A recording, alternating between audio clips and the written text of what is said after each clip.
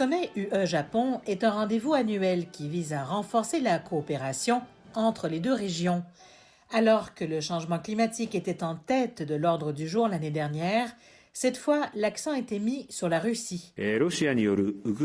L'invasion de l'Ukraine par la Russie ébranle les fondements de l'ordre international. Non seulement fondation de l'ordre international, non seulement en Europe, mais aussi en Asie. Et c'est absolument inacceptable.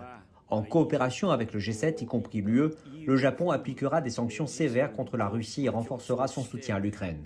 Face à la crise, l'UE et le Japon coordonnent étroitement leurs réactions. Ils craignent que les actions de la Russie aient un effet déstabilisant à l'échelle mondiale et que cela permette à d'autres pays de prendre des mesures plus audacieuses. L'Indo-Pacifique est une région prospère et elle est aussi le théâtre de tensions. Prenez la situation en mer de Chine orientale et méridionale ou encore la menace constante de la RPDC. Comme nous en avons discuté avec le Premier ministre Kisinta Cherfoumieux, l'Union européenne veut jouer un rôle plus actif dans la région Indo-Pacifique. Les deux parties cherchent à approfondir leurs initiatives conjointes.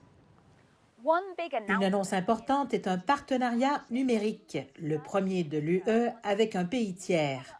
Celui-ci inclura un large éventail de questions allant des chaînes d'approvisionnement des semi-conducteurs à l'intelligence artificielle et à la circulation des données. L'UE a déclaré que cela serait essentiel pour sa compétitivité et sa sécurité.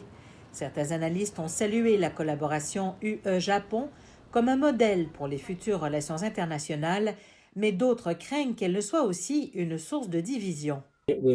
Cela accélérera certainement le partenariat, non limité à l'UE et au Japon. Mais enfin, je crains en même temps que cela ne fragmente le monde. Nous avons une importante fragmentation de la réglementation qui s'applique à de nombreuses lois souples et de nombreux concepts dans le cadre de l'établissement des règles, même dans le commerce. L'UE et le Japon espèrent qu'une alliance plus forte pourra apporter une plus grande stabilité à leurs nations respectives, à une époque où l'ordre mondial continue à changer.